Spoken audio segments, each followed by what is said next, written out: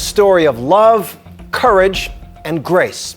Commander Mark Kelly has flown in space 3 times, but he says he's closest to heaven when he's with his wife, Congresswoman Gabrielle Giffords. In just 3 months' time, Commander Kelly's scheduled to fly into space again.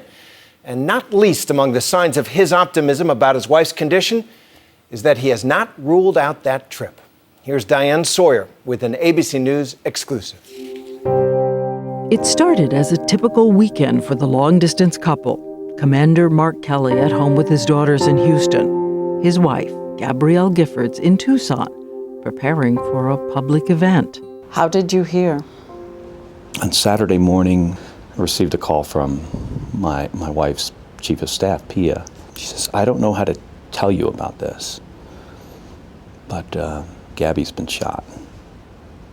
Didn't know whether it was serious at that No, point? we had no idea. I just couldn't believe it. Kelly had spoken with his wife just 30 minutes earlier.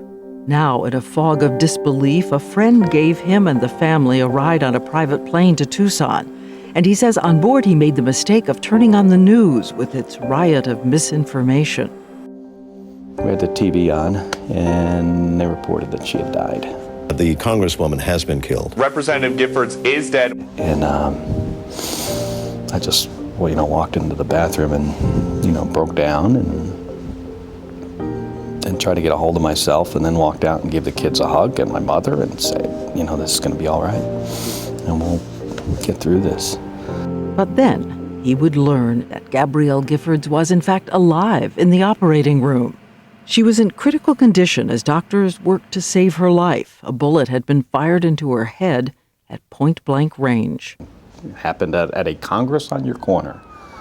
My wife giving the people she serves the opportunity to speak to her. Had you been worried for her safety? Absolutely. Yes, and she was. She was really, really concerned.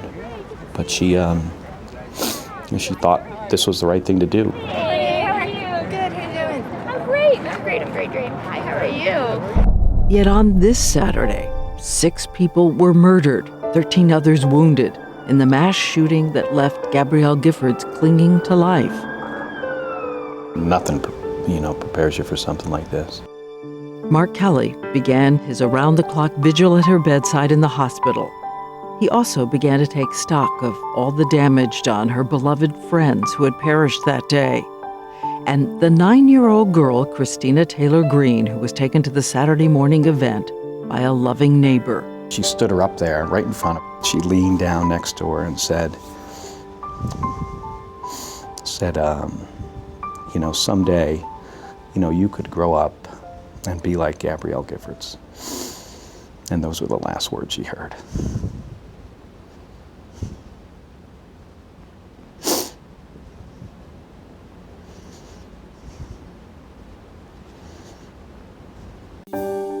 We now know that the gunman, Jared Loughner, had a grudge against Giffords.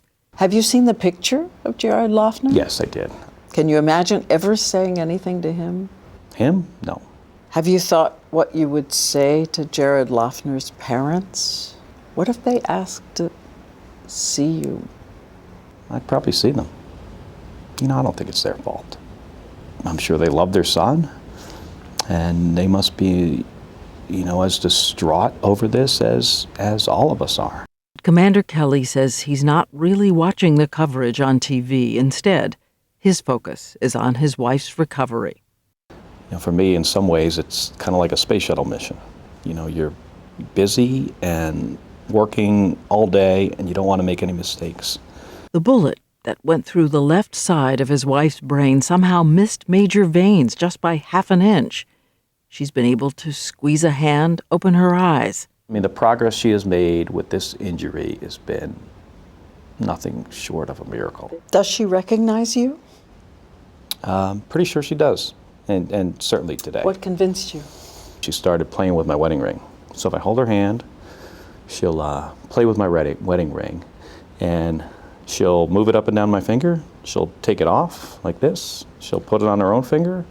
She'll move it to her thumb, and then she can put it back on my finger. And the reason why I know that means she recognizes me is because she's done that before. 2, 1 and liftoff of Discovery. Giffords once admitted she was fearful when her husband, commander of the space shuttle, left on top of the 1.6 million pounds of rocket fuel. She wrote him final letters to take with him into space in case either of them died. It's an astronaut tradition. And I read those in space. Usually a couple pictures in there. So yes, whenever I get home back to Houston, I'll find them and read them again. Good morning, Discovery, from your friends and family around the world. And once, she sent a special song. Everybody remembers when she woke you up with Beautiful Day. Yes, she loves that song. It's her favorite song. Good morning, Houston. I want to say thanks to Gabrielle for the great choice of wake-up music. I've been meaning to get it into her room. We have a little music in the background for her. What would be the most wonderful thing to see a year from now? A year? I've given her, I've told the doctors, I put her on her schedule. I told her that she's going to be walking in 2 weeks. And, I've told her this already. She has the goal, so. Kelly hopes soon he will hear his wife's voice. Might be 10 minutes after we're done here, because that's where I'm going. I'm going to walk out of this room, and I'll be by Gabrielle's bedside. So I'm hopeful. Gabrielle Giffords is too tough to let this beat her. And what do you think she'd most want to say to everybody listening tonight, if she could?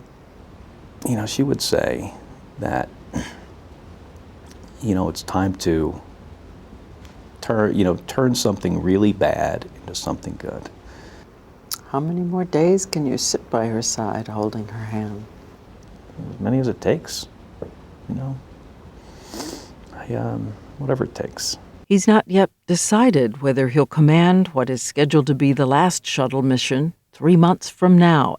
April 19th, will you be the commander of the final shuttle mission? It's a good question. I don't know. I don't know. At this point, would you? I don't know. I've got some time to think about it. Ideally, I would like to have that conversation with Gabby. I've flown in space 3 times. Here's our pilot, Mark Kelly. I don't have to do it again. My number 1 priority is her. And so the astronaut husband will now concentrate on his other mission at his wife's side, where he can hold her hand and she can play with his wedding ring. The wedding ring he gave her bears an inscription: "You are the closest to heaven that I've ever been." You're the closest to heaven? Yes. That's true.